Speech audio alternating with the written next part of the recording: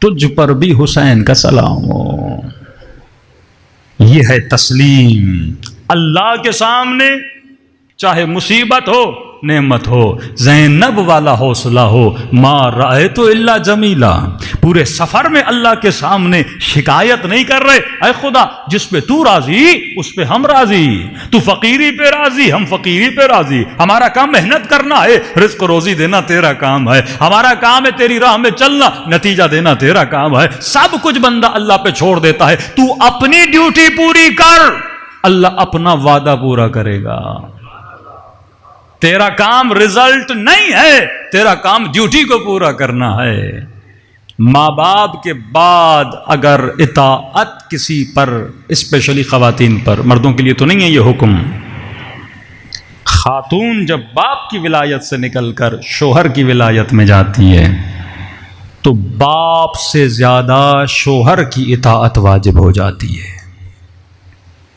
مثلاً باپ بلائے کہ بیٹی میرے گھر آ جا، شوہر سفر پہ گیا ہوا ہو اور بیوی کو کہے کہ میں راضی نہیں ہوں، آپ مثلاً ماں باپ کے گھر جاؤ،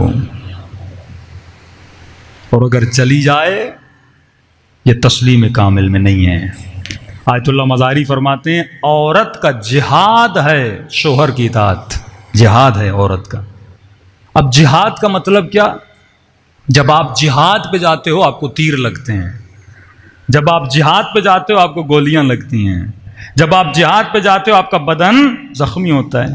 اب یہ تو نہیں ہو سکتا کسی خاتون کی شادی ہو جائے سب کو متقی شوہر ملے، تو نعمت خدا ہے کسی کو با اخلاق شوہر ملے، کبھی کبھی بد اخلاق مرد بھی مل جاتے ہیں، کہ یہ تیرا جہاد ہے، اس کی بد اخلاقی بد دہنی پر بندہ کیا کرے؟ صبر کرے۔ اسی طرح مرد کے لیے بھی یہ جہاد ہے کہ اپنی بیوی کی بد اخلاقی پہ صبر کرے۔ آیت اللہ العظمہ قاضی جو آغا بہجت کے استاد تھے، آغا بہجت کے استاد، آغا طباطبائی، آغا کشمیری، یہ بڑے بڑے عرفاء ان کے شاگرد ہیں، یہ واحد عالم ہیں جن کے سب سے زیادہ عرفاء شاگرد ہیں۔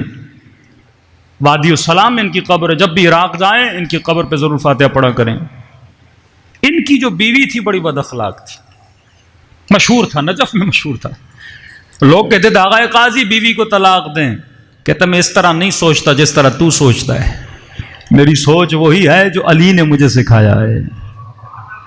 کہ کیا مطلب؟ کہ ایمان صبر اور شکر کا نام ہے۔ اگر شوہر خوش اخلاق ہے شکر کرو گے ایمان کا آدھا حصہ، اگر بیوی خوش اخلاق ہے شکر کرو گے ایمان کا آدھا حصہ، اگر شوہر بد اخلاق ہے صبر کرو گے ایمان کا آدھا حصہ، اگر شوہر بد اخلاق ہے صبر کرے گی ایمان کا آدھا حصہ۔ کہ میں نے شکر تو کر لیا، اب اس کی بد اخلاقی پہ صبر کر رہا ہوں۔ اور ایک دن کہتے ہیں آغا قاضی جیسے گھر میں گئے، ایک مرتبہ بیوی نے برا بھلا بولا، اس کے بعد ان کی سانس بھی، مطلب ظاہر ہے وہ بیوی اور سانس کا اخلاق ایک جیسا تھا، اور اس کی بیچاری سانس جو تھی اس نے بھی اس کو برا بھلا بول دیا۔ آغا قاضی اپنے حوالات میں لکھتے ہیں مجھے اس دن اتنی تکلیف ہوئی کہ گھر میں مہمان بھی آئے ہوئے تھے، ان کے سامنے انہوں نے میری بے احترامی کی، میں نے کچھ بھی نہیں بولا۔ کہتا میں گھر سے باہر نکلا، وادی السلام کی طرف چلا، اس وقت خدا نے مجھے، یہ ایک مقام عرفانی ہے، اللہ نے مجھے اپنی روح دکھائی، اسے تجرد روح کہتے ہیں، اعلیٰ ترین مقام ہے۔ جب عبادت کریں گے تو آپ اپنی روح کو دیکھ پائیں گے کہ جب میں اس چیز پہ میں نے صبر کیا تو خدا نے مجھے میرے جسم سے کیا کر دیا؟ آزاد کر دیا۔ ہمارے استاد کہتے ہیں جب وہ اعمال کر رہے تھے، اذکار کر رہے تھے، تو کہتے ہیں جیسے آغا کشمیری کی قبر پہ وہ سورہ فاتحہ پڑھنے گئے تو وہاں پر خدا نے تجرد روح، تجرد روح کا مطلب ہے آپ کی روح آزاد ہو جاتی ہے۔ تو کہہ رہے ہیں میں قبر آغا کشمیری پہ کھڑا تھا تو میں نے اچانک محسوس کیا کہ میں اوپر چلا گیا ہوں، اور میں اپنے جسم کو زمین پہ کھڑا ہوا دیکھ رہا تھا۔ جسے تجرد روح کہتے ہیں، یہ بھی ایک لذت ہوتی ہے، روح بندے کی آزاد ہو جاتی ہے جب بندہ اللہ کی اتنی اطاعت کرتا ہے۔ تو زندگی صرف مزے مزے کا نام نہیں ہے، کہیں پہ شوہر اخلاق والا ہوگا، کہیں پہ بیوی اخلاق والی ہوگی، دونوں پہ انسان کو کیا کرنا ہے؟ یا شکر کرنا ہے، صبر کرنا ہے۔ باقی جو حقوق خدا نے بتائیں وہ تو الہی حقوق ہیں۔